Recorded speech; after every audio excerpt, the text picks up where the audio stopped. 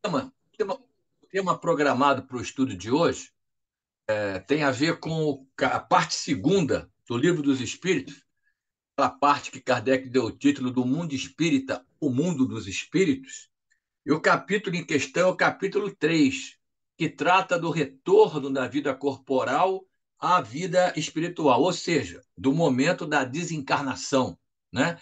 Que é a única certeza que todos nós temos quando reencarnamos, tá certo? E o capítulo tem três tópicos a serem analisados. O primeiro deles é a alma após a morte, sua individualidade, vida eterna, né? Compreendendo as perguntas 149 a 153. Segundo, separação da alma e do corpo, compreendendo as perguntas 154 a 162. E o terceiro, perturbação espiritual, as perguntas 163 ao 65. Então, meus amigos, se eu fazer uma observação, vocês me desculpem que eu estou aqui com uma tosse renitente, provavelmente durante o tempo que eu estou falando aqui, eu vou acabar tossindo, me desculpem, tá?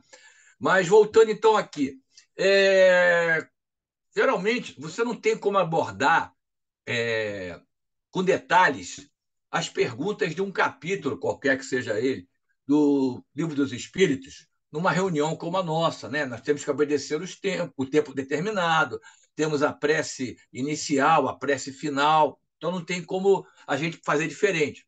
Então, em relação aos tópicos que eu acabei de mencionar, vou dizer o seguinte: as perguntas da 149 a 162, eu vou trazer para vocês uma abordagem, digamos assim, mais enxuta, né? Sem deixar de tentar transferir os ensinamentos que Kardec nos fez chegar através das luzes dos espíritos. E vou deixar, então, o último tópico, a perturbação espiritual, para aí sim ter um pouco mais de tempo para abordá-lo, tá certo?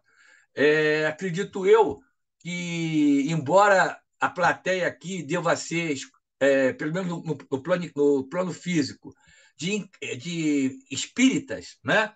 Aqueles que já têm a convicção que a vida continua, né? Que a gente não tem só uma bala no revólver, né? A vida é uma só, as existências são várias. Mas, mesmo assim, muitos de nós ainda não conseguem ter, digamos assim, a leveza com esse tema, como as respostas dos espíritos, as perguntas mencionadas, como os comentários de Kardec, as perguntas mencionadas, tentam nos passar. Isso não é defeito para ninguém, meus amigos, tá certo? É uma situação que vem desde os tempos imemoriais, né? Porque as pessoas não tinham a informação do que acontecia após a morte, como é popularmente chamada, né? Até a chegada das luzes da doutrina espírita, era uma situação ainda bastante mais grave, né? Muita falta de informação, e gerou esse medo que até hoje a maioria das pessoas encarnadas possui, tá certo? Quando desencarnam, boa parte delas consegue relaxar, mas não é nenhum demérito, né, em relação a esse tema, as pessoas, né, terem algum tipo de reserva, tá certo?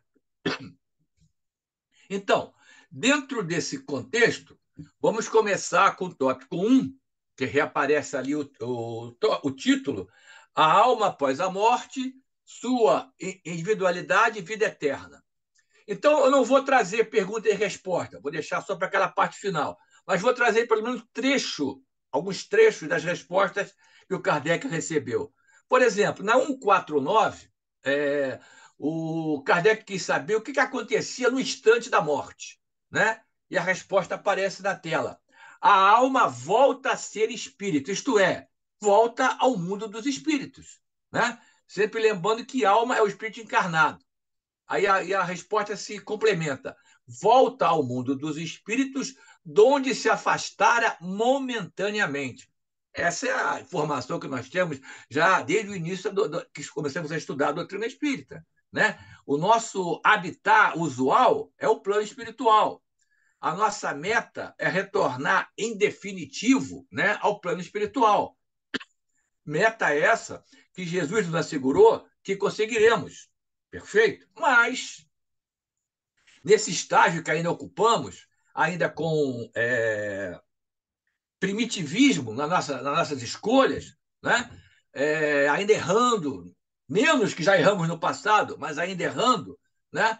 A gente acaba ficando nesse ir e voltar, né? Durante ainda muito tempo, tá certo? Então, a informação da primeira resposta foi essa que eu abordei com vocês.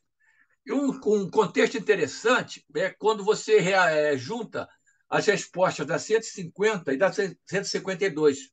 Porque na primeira delas, o Kardec escuta que após a morte, né, após a desencarnação, a alma conserva a sua individualidade. Isso é importantíssimo. É um conceito que, como vai aparecer mais adiante, já havia sido colocado, mas precisou-se da doutrina espírita para que isso fosse comprovado. Como? Está ali naquele trechinho da 152, quando quem respondeu ao Kardec faz uma pergunta que responde. Não tendes a prova de que isso acontece nas comunicações que recebeis, né? Do intercâmbio entre os dois planos da vida? Perfeito. A resposta mata. Para quem sabe jogar xadrez, é tipo um checkmate. Tá certo? E eu trouxe a contribuição do espírito miramês, né? Um espírito de escola, trabalhador, que nos legou algumas obras, né, mediúnicas, através do médium João Nunes Maia, como essa que eu vou utilizar, o Livro dos Espíritos comentado. Também tem uma obra sobre Francisco de Assis, outra sobre Maria de Nazaré, tá certo? Acho que alguns de vocês têm essa informação já. Mas em relação a esse assunto que estamos estudando hoje, na pergunta 151, o Kardec perguntou se, utilizando de uma situação que existia na época, né? Kardec perguntou se, após a morte, a alma retorna ao chamado todo universal. É uma das teorias que existia na época para explicar o que, é que acontece com os seres humanos. Tá certo? E baseado na resposta que Kardec recebeu, o Miramês redigiu esse pequeno parágrafo aqui, que eu achei muito interessante trazer para complementar o que nós já conseguimos trazer utilizando a resposta da 150 e da 152. Olha só o que disse o nosso Miramês. Se só houvesse o que se chama o grande todo, repito, essa era uma das doutrinas propostas na época, na segunda metade do século XIX. Ou seja, o que significa esse grande todo? Absorver todas as individualidades após a morte delas. Miramês continua. Esse todo, então, seria uniforme. Né? Se tudo ia para um lugar só, não tinha como ficar alguém diferente do outro, porque todos iriam se reunir com a mesma coisa. E ele acrescentou: então, olha só a lógica da explicação do Miramês. Então, as comunicações que se recebessem do mundo invisível, desse todo que comporiam o mundo invisível, ele coloca ali, seriam idênticas. Não é óbvio isso? Quem compartilhava desse pensamento ia chegar a essa conclusão. Vai voltar todo mundo a fazer parte da mesma coisa, não vai ter individualização de nada. Só que, mais uma vez, mostrando a importância da doutrina espírita para nos esclarecer, o Miramês lembra que isso não acontece. Porque o que a gente vê nas comunicações entre os dois planos da vida? Só existem comunicações de bons espíritos? Ou só de maus espíritos? Só de espíritos sábios? Só de espíritos ignorantes? Só de espíritos felizes? Ou só de espíritos desgraçados?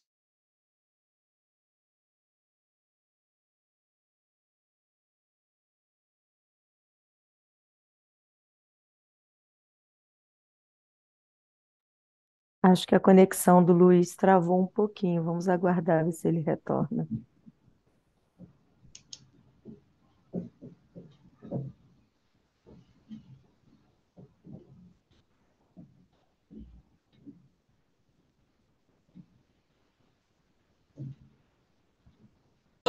Nessa... Estava nessa segunda tela, então. Então, eu não sei até onde vocês escutaram eu comentar. Eu estava aproveitando o que o Miramês nos ensinou a respeito não dá para a gente aceitar essa teoria do todo universal, justamente pela diferença das comunicações que a gente recebe, né? Ali na tela está mostrando que os tipos de espíritos que se manifestam, se comunicam. E o exemplo mais fácil que eu posso dar para vocês para confirmar essa diferença entre o grau evolutivo daqueles que se comunicam, né? É a quarta obra da codificação, o céu e o inferno, né? Onde na segunda parte, vocês devem saber, temos capítulos diferentes de acordo com o grau evolutivo daqueles que se comunicaram. Tá certo? Mostrando, então, que essa questão de que não há a individualização da alma após a morte é uma teoria absurda, uma teoria tola. Perfeito? Bom, avancemos aqui. Após a resposta da pergunta 152, há, então, um comentário do Kardec que a gente fez questão de trazer aqui, porque ele diz o seguinte: a individualidade da alma nos era ensinada em teoria. Aquilo que eu comentei logo no início. Né? Nós sabíamos que existia uma teoria sobre isso, né? Que, dependendo da religião que a gente professasse, tinha que aceitar digamos assim, essa máxima, tá certo? Mas aí, também ratificando o que já foi dito, o Kardec disse que o Espiritismo torna essa teoria manifesta, né? Torna essa teoria palpável e, de certo modo, material, né? Repetindo que o grande ponto aí a confirmar isso é essa possibilidade da comunicabilidade entre os dois planos da vida. Na pergunta 153, o Kardec quis saber de como deveríamos entender a vida eterna, né? E a resposta aparece ali, de uma forma que também, intuitivamente, todos nós já sabemos. A vida do espírito é que é eterna. Sabemos que quem é imortal é o corpo ou o espírito? Essa é a minha resposta. Né? Porque, complementa quem respondeu ao codificador, a vida do corpo é transitória e passageira. Né? Quando o corpo morre, a alma retorna à vida eterna.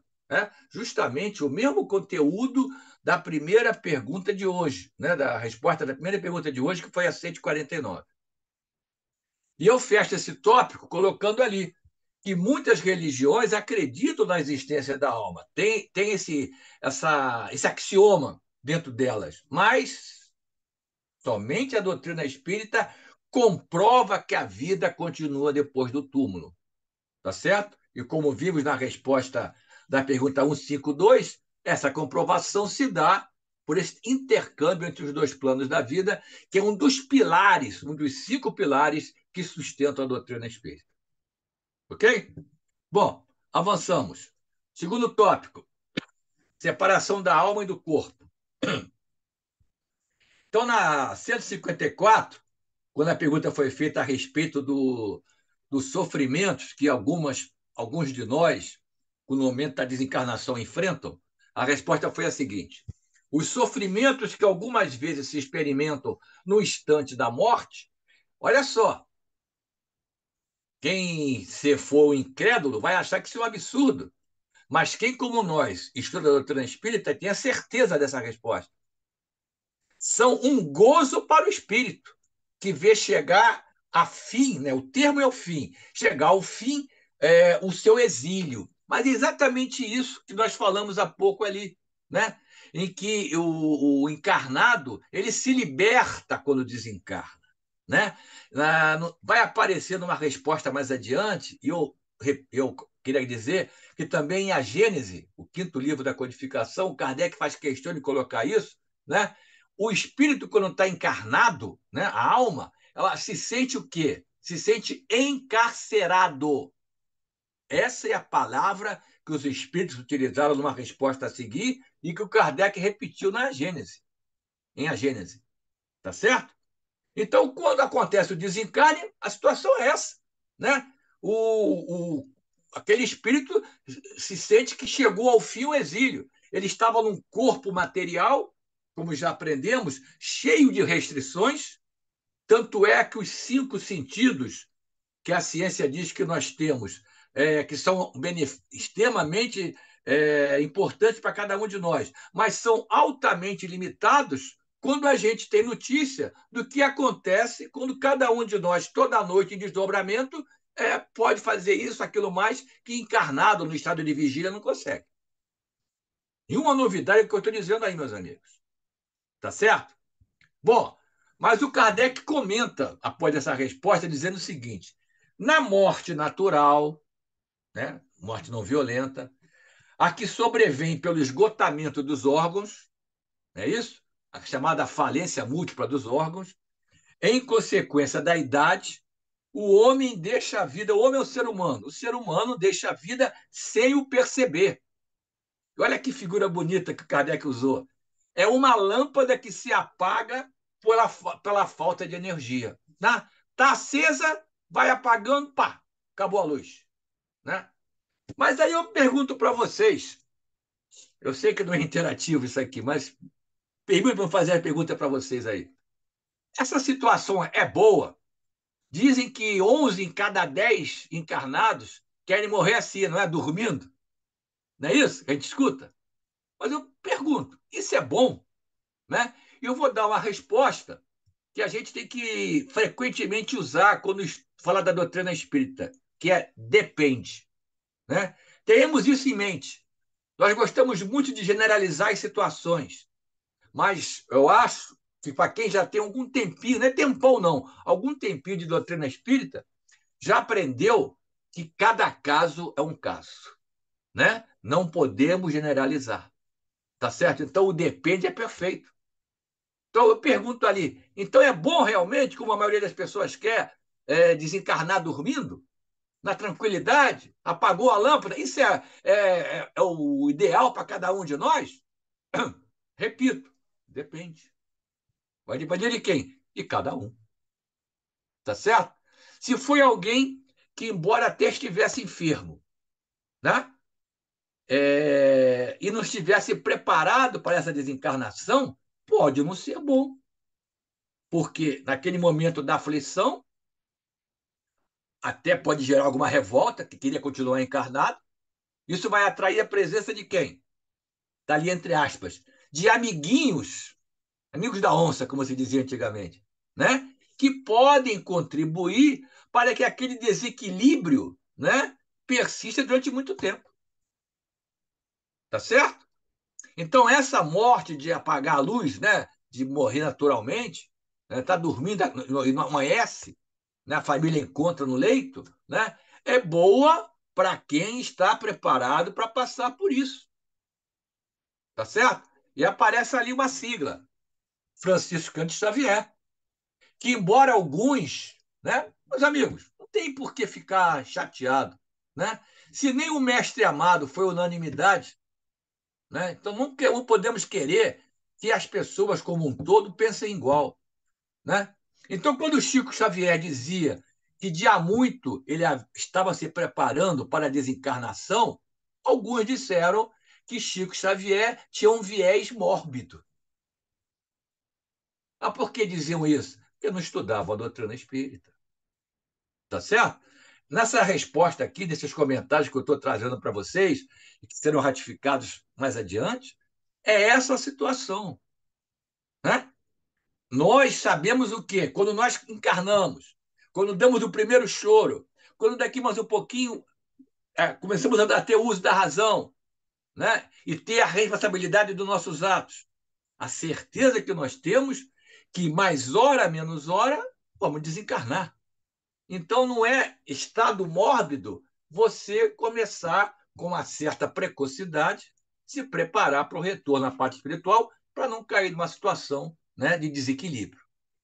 Tá certo? Bom, na resposta da 155, tem um contexto extremamente interessante, né?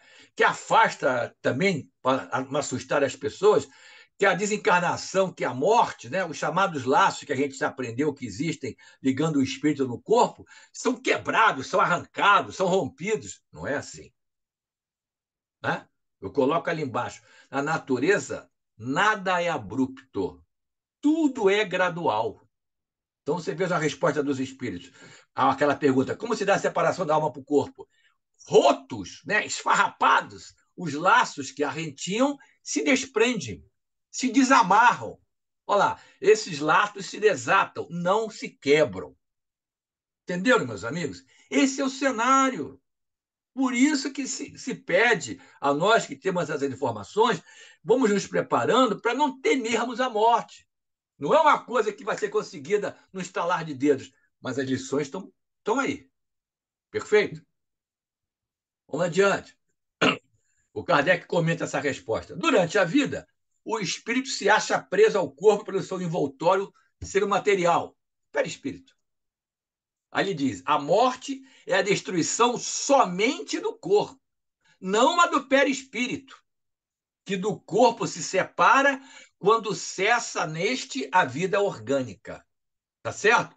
Então, a morte acontece, e como nós espíritas já aprendemos, a morte acontece, mas não necessariamente a desencarnação acontece no mesmo momento da morte. Como vimos há pouco ali, a morte é a falência dos órgãos, corpo, tá certo? Mas a desencarnação, o perispírito se soltar do corpo e ficar ligado apenas ao espírito, pode levar algum tempo, pelas razões que vocês já conhecem e que vão ser repetidas aqui mais adiante. Aí eu coloco ali, no meio espírita, eu já ouvi, inclusive, isso em estudos, né? Se diz que o espírito puro não tem perispírito.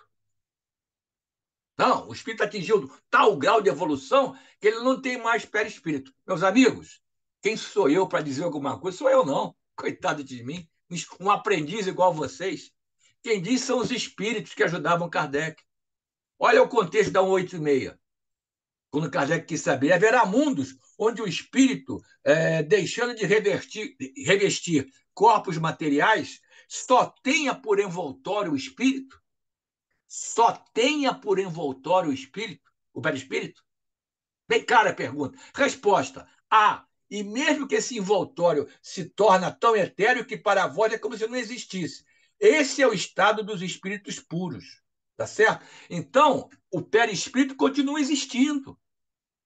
Está lá agregado ao espírito. Só que já aprendemos, logo no início do Livro dos Espíritos, que a palavra etérea foi utilizada para dar uma ideia do nosso perispírito, do teor, né, do nosso perispírito, é na falta de outra palavra.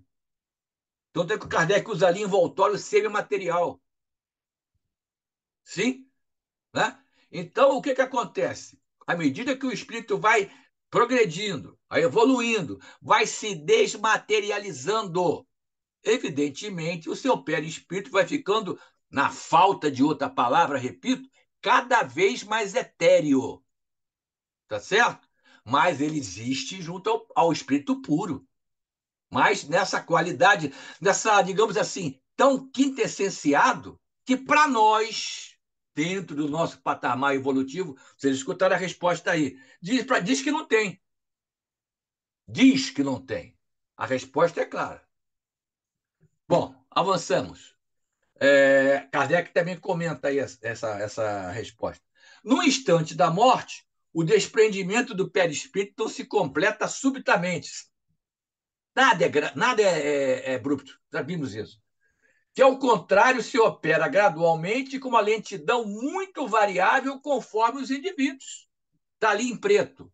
Não existem desencarnações iguais. Meus amigos, quando eu desencarnar, eu estou vendo aqui a Ana Dalva na tela aqui.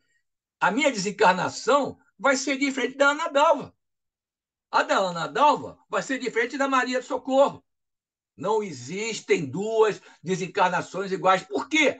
Cada um de nós tem um patamar evolutivo. Cada um de nós é melhor nisso e pior naquilo. Tá certo? Então, por essa situação, cada um de nós vai ter a desencarnação, que é o perispírito saindo totalmente da ligação com o corpo físico, né?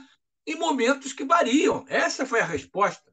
Uma lentidão muito variável. O ideal é que seja rápido, né? Mas nem sempre é. Por quê? Quem habita a Terra com raras exceções, não pode almejar ainda isso. Tá certo? E o Kardec comenta que em alguns é rápido, como disse antes lá, é uma libertação. Saiu do exílio. Para outros, e já vem a dica ali, para outros quem? Que vivenciaram uma existência material e sensual, pode durar dias, semanas e até meses, meus amigos. Para ser rápido, tem um asterisco ali explicando. Para ser rápido, o encarnado deve ter desenvolvido durante a sua existência, a última, uma atividade intelectual e moral, a elevação dos pensamentos que operam um começo de despreendimento, mesmo durante a vida no corpo, de modo que, chegando à morte, ele o que? Essa separação do perispírito do corpo é quase instantâneo. Eu coloco de novo ali o exemplo do Francisco Cândido Xavier, que provavelmente foi isso que aconteceu. Tá certo? Só para lembrar, já falando da perturbação que vai acontecer no final. Só para lembrar, Bezerra de Menezes, cujo data de nascimento é comemorada agora, no próximo dia 29 de agosto, né? Ele desencarnou de manhã, à noite ele se comunicou. Mas é Bezerra de Menezes, meus amigos. Então, a separação do perispírito dele, do corpo físico dele, de Adolfo Bezerra de Menezes, a última encarnação dele, foi rápida. Por essas razões que aparecem aí na tela. Mas foi Bezerra de Menezes, meus amigos. Tá certo? Bom, e o outro lado da moeda é o caso do suicida, né? Que se endivida gravemente diante das leis de Deus, né? Chegamos a escutar já, dentro das obras da doutrina espírita, que muitas vezes a situação, muitas vezes, não esqueça do depende, tá? Muitas vezes, pelo tipo de suicídio, pela situação que está envolvendo ali, pode ser pior que um homicídio, tá? E nesse caso, já vimos isso em as obras acessórias da doutrina espírita, né?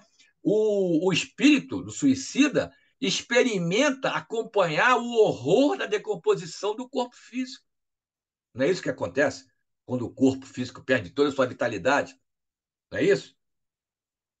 Né? As fungos e bactérias, os micro-organismos decompositores vão atuar naquele mix de proteína, de nitrogênio, de hidrogênio. Então, o suicida, porque se demora a se separar da matéria, porque o erro cometido, a consciência dele o aponta, né? Ele pode demorar muito tempo e acompanhar, olha que coisa horrível, acompanhar a decomposição do seu corpo.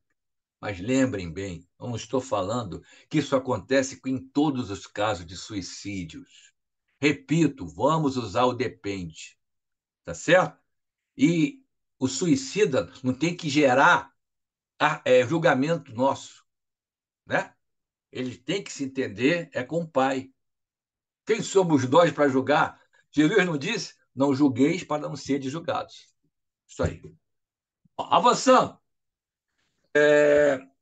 156, o Espírito respondeu Kardec que na agonia a alma, algumas vezes, até já deixou o corpo. Nada mais há que a vida orgânica, ou seja, o coração está batendo. Tá? Porque ele explica, a vida orgânica existe enquanto o coração faz circular nas veias o sangue, para o que não necessita da alma. É a chamada morte encefálica. Tá certo? O coração continua batendo algum tempo ainda, por reflexo, muitas vezes. Né? É toda através. A eletricidade explica isso. Tá certo? Então, quando já não há mais vida orgânica, a alma já se retirou dali. Aí segue agora na 160. Muitas vezes, olha só que interessante isso. Quem desencarna, muitas vezes, está em negrito. Muitas vezes, não está dizendo que é sempre. Muitas vezes, aqueles dos seus conhecidos o vêm receber na entrada do mundo dos espíritos e o ajudam a desligar-se das faixas da matéria. Eu posso até colocar, assim, ser leviano, que frequentemente isso acontece, mas não é sempre. E por quê? pelo contexto que já falamos e vimos na tela anterior. Vai sempre depender do que nós fizemos, meus irmãos e minhas irmãs. Essa é a justiça divina. Rigorosamente colheremos o que plantamos. Não tem como fugir disso. Aí ele continua. Também acontece de se encontrar com muitos daqueles que ele conheceu quando encarnado, em alguma das suas existências, e perdeu de vista durante a sua vida terrena.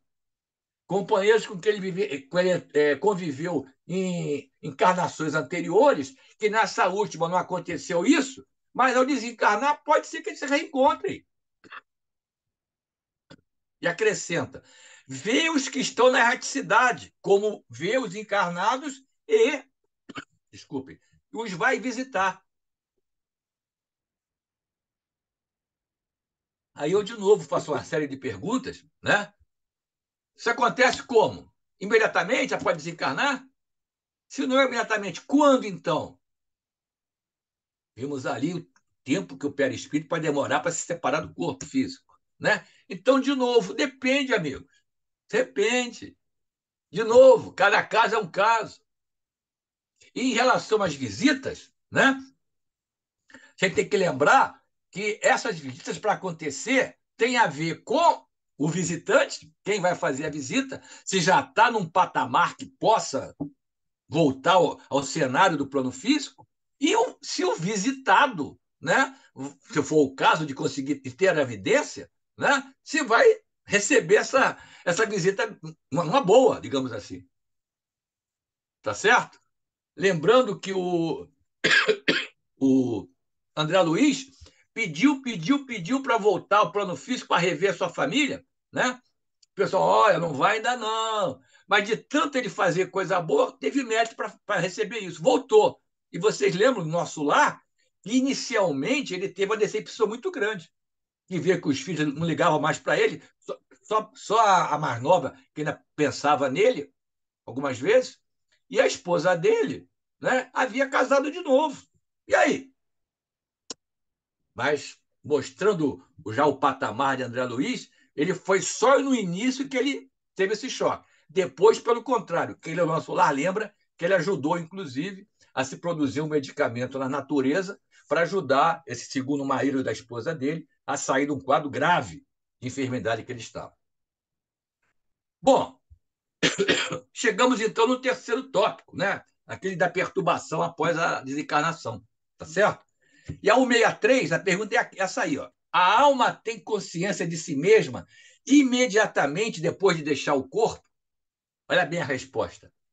Imediatamente não é bem o termo. A alma passa algum tempo em estado de perturbação. Vamos escutar o comentário do Kardec? Se for o caso, até eu complemento depois. Olha o que ele diz. Por ocasião da morte, tudo a princípio é confuso. A princípio, em geral, não é sempre. De algum tempo precisa a alma para entrar no conhecimento de si mesma. Ela se acha como que aturdida no estado de uma pessoa que despertou de profundo sono e procura orientar-se sobre a sua situação. É isso que acontece. Né? Você toma um medicamento, às vezes, para dormir, dorme mal, né? Faz uma cirurgia com anestesia geral. Você, quando acorda, fica meio perdido, não é isso? Ou estou falando besteira? E segue o Kardec.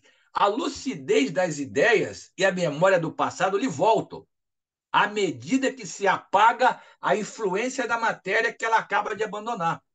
E na mesma medida que se dissipa a espécie de névoa que lhe obscurece os pensamentos. Entenderam aí o depende de novo aqui? É todo mundo que vai ser rápido? É todo mundo que vai demorar muito? Já explicamos. Não preciso repetir. Mas esse comentário do Kardec é perfeito para mostrar essa nuance que existe. Tá certo? As coisas vão voltando, logo, demora um pouquinho ou demora muito. Como já falei antes ali, Bezerra de Menezes se comunicou numa casa espírita no mesmo dia que desencarnou. Bom, aí eu trago uma pergunta mais adiante do Livro dos Espíritos, porque nós estamos falando da perturbação após a desencarnação. Mas já para fechar com vocês, a pergunta que o Kardec faz, se quando a gente vai reencarnar também tem algum tipo de perturbação, ela se assemelha a essa perturbação quando nós desencarnamos? A resposta talvez deixe as pessoas um pouco assim, lá, é muito maior e principalmente mais longa. E ele explica o que respondeu Kardec. Na morte, o espírito se liberta, sai da escravidão e no nascimento entra nela. Não é perfeita essa resposta? Perfeita. A clareza, a lucidez da resposta. Eu até coloco ali brincando, né? Vai ver que é por isso que quando a gente reencarna, a primeira reação da gente é chorar, né? Porque sabe que vai voltar para um local em que a gente vai ter que ralar muito, com raríssimas exceções, quem reencarna na Terra. Perfeito? Vamos lá. Vamos lá que o tempo está passando. 164. Kardec perguntou. A perturbação que se segue à separação da alma e do corpo é do mesmo grau e da mesma duração para todos os espíritos? Eu disse para vocês que aquilo que eu já havia indo comentando, né, em cima das outras respostas, iria aparecer uma pergunta específica, tá? Eu me adiantei para compor o conteúdo de uma maneira mais lógica, mas agora vem a resposta que reafirma o que eu adiantei. Olha só que respondeu o espírito. Não, não é do mesmo grau, da mesma duração. Depende da elevação de cada um. Justiça divina. Não tem preferidos, não tem escolhidos, meus amigos. É a cada um segundo sua obra. Mas segue a resposta. Vai esclarecer mais ainda. Aquele que já está purificado se reconhece quase imediatamente. Quase. Pois que se libertou da matéria antes que cessasse a vida do corpo. Enquanto que o homem carnal, o homem sensual, como já vimos, aquele cuja consciência ainda não está pura, guarda por muito mais tempo a impressão da matéria. É isso? Não fica a dúvida, certo, amigo? Assim espero, né? Porque é repetição do que falamos. E o Kardec volta a comentar após a resposta, dizendo o seguinte: muito variável é o tempo que dura a perturbação que se segue à morte. Pode ser de algumas horas, como de muitos meses e ali de muitos anos. Aqueles que, desde enquanto ainda viviam na Terra, se identificaram com o estado futuro, com a certeza da volta ao plano espiritual, são os que menos ela é longa. E porque esses compreendem imediatamente a posição que se encontram. Tá certo? Mas não é todo mundo, eu diria que é a minoria que consegue ter essa visão. Por quê? Por causa de nós, amigos. Por causa de que nós fazemos hoje em dia. Só para ratificar, o tempo está passando, vou só citar o Nosso Lar, capítulo 1. Esse trechinho aí é quando o André Luiz acorda do outro lado, do chamado umbral. Lembra que ele passou cerca de 8 anos naquela região? Né? Olha as palavras do André Luiz. Eu guardava a impressão de haver perdido a ideia do tempo. A noção de espaço desaparecera de mim há muito tempo. Estava convicto de não mais pertencer ao mundo dos encarnados e, no entanto, meus pulmões respiravam a longos haustos. Desde quando me tornara joguete de forças irresistíveis, impossível esclarecer. Esse era André Luiz, em seguida, a acordar do outro lado da vida. É esse tipo de perturbação que nós poderemos passar. Tá certo, meus amigos? Bom, avançando, volta com o comentário do Kardec. Olha só, se para deixar bem claro o que já foi apresentado, Kardec se preocupa com isso, com nós. Aquela perturbação apresenta circunstâncias especiais de acordo com os caracteres dos indivíduos, né? Cada indivíduo tem seu caráter. E principalmente com o tipo da morte, com o gênero de morte. Olha só, ele explica. Nos casos de morte violenta, suicídio, suplício, acidente, apoplexia, o que, como chamavam AVC antigamente, ferimentos, etc., o espírito fica surpreendido, espantado e não acredita que está morto. Aí ele fica obstinadamente sustentando que não está morto. Quem trabalha em mesa mediúnica certamente já teve chance de escutar esses depoimentos. Tá certo? Aí continua a explicação do Kardec. Por que ele acha que não está morto? No entanto, ele viu o seu próprio corpo, reconhece que o corpo é dele, mas não compreende como que ele se acha separado do corpo físico. Estão entendendo a situação? Kardec é extremamente didático. Ele então se acerca das pessoas a quem estima, fala-lhes e não percebe por que elas não ouvem. Olha a situação. Você desencarna, né? Está ali no hospital que seria desencarnado, você fala com o médico, com a enfermeira, com o rapaz da limpeza, e ninguém te dá a mínima. Por que está acontecendo? E aí, para contextualizar, vou trazer um trechinho do livro Memória do Suicida, né? De Camilo Cândido Botelho, como ele assinou. Na verdade, é o escritor Camilo Castelo Branco, através de Dona Ivone do Amaral Pereira. Daqueles suicidas que é retratado no livro, Jerônimo, tipo André Luiz, porque queria voltar ao plano físico, porque ele ficou preocupado com a família ficou largada, né? Ele morreu de repente. E olha só o trechinho. O Jerônimo narrando a situação do Jerônimo, que narra é o Camilo. Tirava em torno da férias do dia a discussão vergonhosa.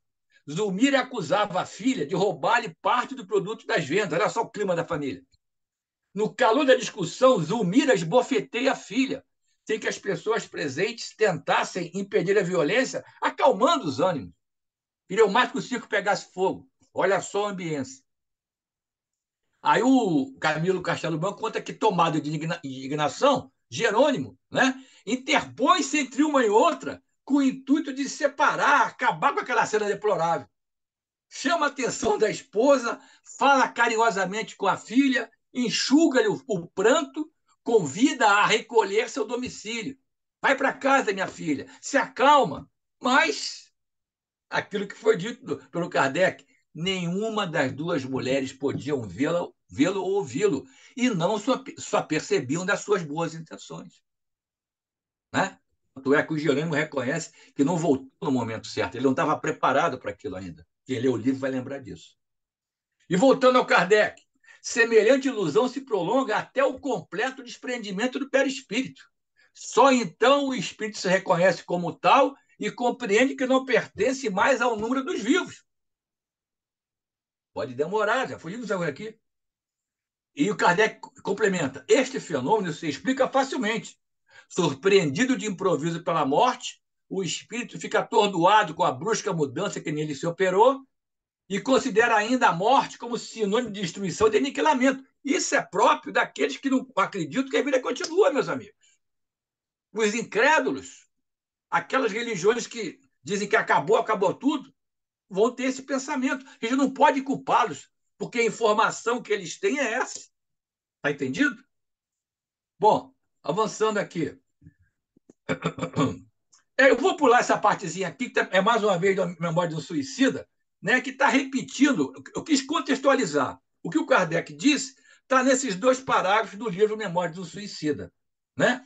Essa situação vai continuar, né, até que o espírito seja naturalmente, entre aspas, desanimalizado. Né? Ou seja, que os estados vibratórios e mentais que ele criou quando encarnado, pelas ações praticadas, pelo tipo de vida que ele vivenciou, né? E contribuiu para aquela perturbação que ele está passando. Tá certo? Bom, o Kardec volta a comentar: ora, porque pensa, vê, ouve, tem a sensação de não estar morto. Mas lhe aumenta a ilusão o fato de se ver com um corpo semelhante na forma ao que tinha quando encarnado. Julga-o sólido e compacto como o primeiro. E quando alguém lhe chama a atenção para este ponto, admira-se de não poder tocar no seu próprio corpo. Tá certo? Essa situação, meus amigos, também pode ser contextualizada com um livro da série do André Luiz, A Vida no Mundo Espiritual, André Luiz, Chico Xavier, o último livro daquela série. Eu falei do nosso lá, o primeiro. O último, o 13º, E a Vida Continua. Quem leu vai lembrar. Eveline e Ernesto se encontram a caminho de um hospital para tratar a tuberculose da região das alterosas, né? E acabam desencarnando no hospital, se reencontram no outro lado da vida. No início, não, nós estamos vivos ainda. Uma dica para quem não leu esse livro, hein? Bom, e o Kardec aborda ainda nos casos de morte coletiva. Olha só, nos casos de morte coletiva, tem sido observado que todos os que perecem ao mesmo tempo nem sempre tornam-se a ver-se logo. Presas da perturbação que se segue à morte, cada um vai para o seu lado ou só se preocupa com aqueles que lhe interessam, para os seus afetos. Tá certo? É o mesmo contexto, só que aconteceu vários ao mesmo tempo. E a referência que eu trago para vocês é a transição planetária. Manuel Fernando de Miranda, Nivaldo Pereira Franco, né? Naquele pós-tsunami de 2004, você deve ter lido esse livro já, né? Em que cerca de 330 mil companheiros desencarnaram, fora aqueles que os corpos não foram encontrados, né? Que a situação é essa, né? O plano espiritual vai trabalhar, vai ajudá-los, mas cada um tem um tipo de situação, pelas razões já colocadas aqui, meus amigos. É um 65. Fechar. O conhecimento do espiritismo exerce alguma influência sobre a duração mais ou menos longa da perturbação? É para a gente, hein? Nós que estudamos a doutrina espírita. Influência muito grande. Por isso que o espírito já antecipadamente compreendia a sua situação. Mas a prática do bem e a consciência pura são o que maior influência exercem. Perfeito! Está de acordo com o que já escutamos antes. Jesus não disse que a religião A é melhor que a B. Jesus pediu aquilo que é o logo da doutrina espírita: fazer caridade, servir, ser útil a seus irmãos. Tá certo? Quem faz isso, a gente está vendo ali, né? Pode se preparar melhor para o retorno à pátria espiritual, né? E então ter um despertar, uma duração da perturbação menor e um despertar menos pesado. E, novamente, Filomeno de Miranda, no livro Temas da Vida e da Morte, recomenda: o ser humano deve sempre reservar alguns momentos diários para meditar a respeito da viagem de volta e conscientemente reunir a valiosa bagagem que irá conduzir, única de que se poderá utilizar ao transpor a fronteira do mundo físico. Qual é a bagagem? Qual é a bagagem, meus amigos, que a gente vai levar para o outro lado? O progresso moral que tenhamos conseguido. Nada mais, meus amigos. Nada mais. Então, olha só, agradecendo a atenção de vocês, a casa pela chance do trabalho, eu admito que eu possa não ter sido claro, normal. Então, permitam-me fechar com uma página de Joana de Ângeles, através de Divaldo Pereira Franco, que, na minha opinião, esclarece melhor o que eu tentei falar aqui. Olha que ensina Joana sobre essa parte final do estudo de hoje. A questão da perturbação espiritual decorre do comportamento que se mantém durante a vilegiatura carnal, durante a encarnação. Da mesma moda, da mesma forma que variam as conquistas no plano da inteligência e que cada personalidade se apresenta revestida da gama dos fatores que a produziram, a desencarnação propicia a cada espírito a paisagem que vitalizou pelo pensamento, palavras e atos que precederam ao momento da morte. E ela conclui: fixemos desse modo na mente as imperiosas diretrizes da vida espiritual, cogitando sobre as nossas responsabilidades de homens inteligentes em trânsito pelo corpo físico, estabelecendo uma base de ação edificante para que a desencarnação não nos surpreenda na condição de imprevidentes ou parvos, né? Aparelmados, iludidos ou perturbados. É isso que eu desejo a todos nós que estamos participando desse estudo hoje, né? Porque depende de quem, meus amigos? Termos um despertar mais tranquilo, uma perturbação mais curta de nós. Obrigado, muita paz.